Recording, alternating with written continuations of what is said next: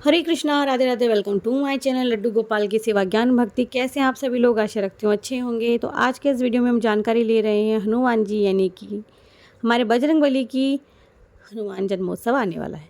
तो हिंदू धर्म में हनुमान जयंती का विशेष महत्व बताया गया है। साथ ही में ये दिन बजरंगबली को समर्पित है।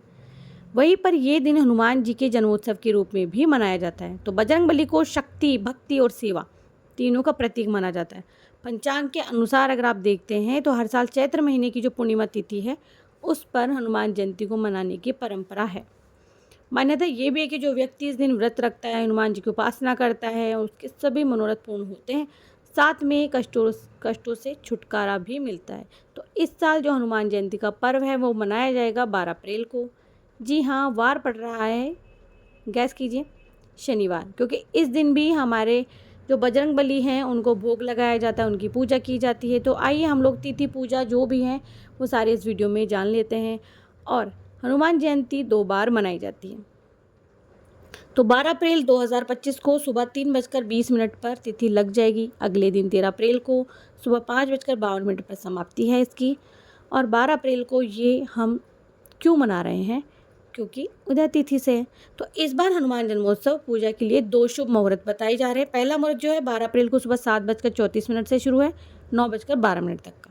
इसके बाद में दूसरा मुहूर्त जो है शाम को 6:46 से है, रात को 8:08 तक का। जो लोग शाम को पूजा करना चाहते हैं वो शाम का समय चयन कर ले, और जो लोग इनकी पूजा सुबह के समय करना चाहते हैं वो लोग सुबह के समय करें। तो धर्म ग्रंथों के अनुसार हनुमान जी ही एक ऐसे देवता हैं जो आज भी पृथ्वी पर मौजूद हैं, सर्वशक्तिमान हैं, बलशाली हैं। इसीलिए जब भी हमें संकट का सामना करना होता है तो हम दौड़कर हनुमान जी के पास जाते हैं, और हम कष्ट में अगर होते हैं तो हनुमान जी से गुहार लगाते हैं कि हे बजरंगबली हमारी सहायता करो। इसीलिए हनुमान जयंती के दिन बजरंगबली की पूजा अर्चना हम लोग करते हैं, क्योंकि बल और बुद्धि के देवता हैं। साथ में ही हमारे मनोरथ भी पूर्ण करते हैं।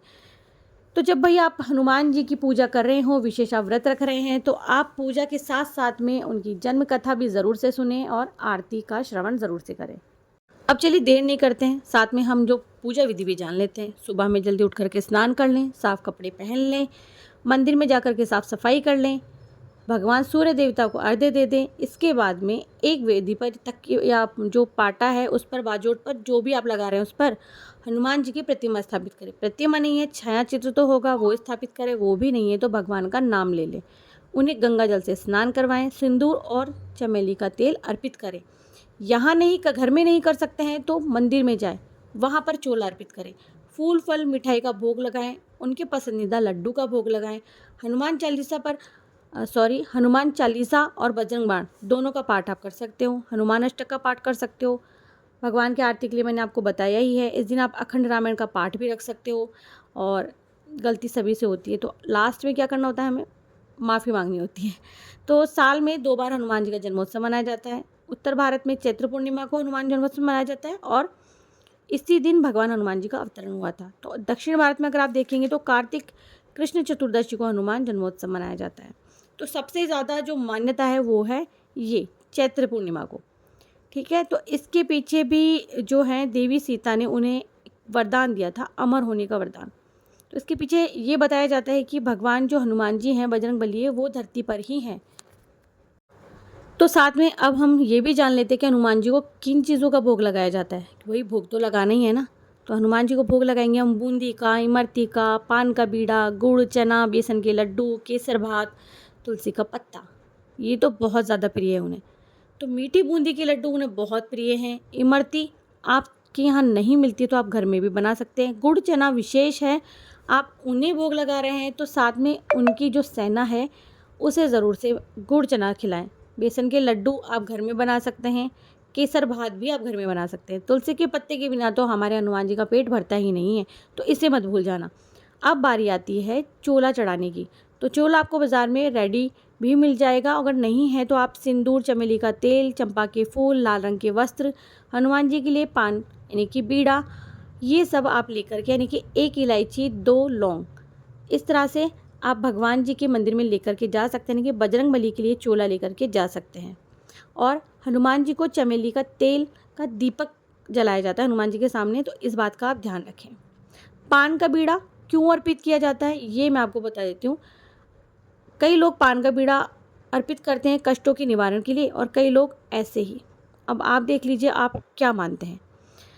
प्रिय भोग था वो मैंने आपको बता ही दिया है, प्रसाद में क्या चढ़ाना चाहिए वो भी मैंने आपको बता दिया है। हनुमान जी को जो उनके 8 प्रिय भोग हैं वो मैंने बता दिया, भाई ये बहुत ज़रूरी होते हैं।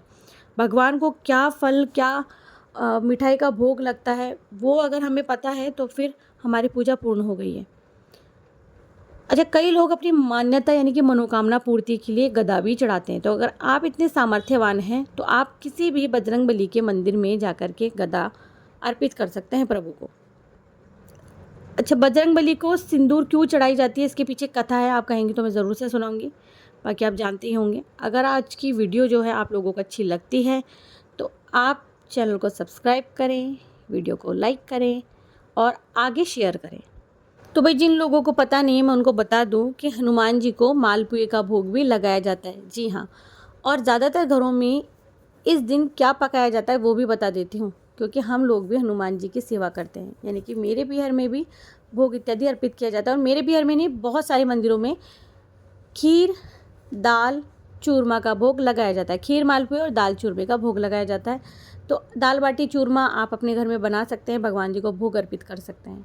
तो जो भी बजरंगबली के भक्त हैं वो आकर के जय हनुमान जय बजरंगबली का ज़रूर से नोट छोड़ें कमेंट सेक्शन में आकर के।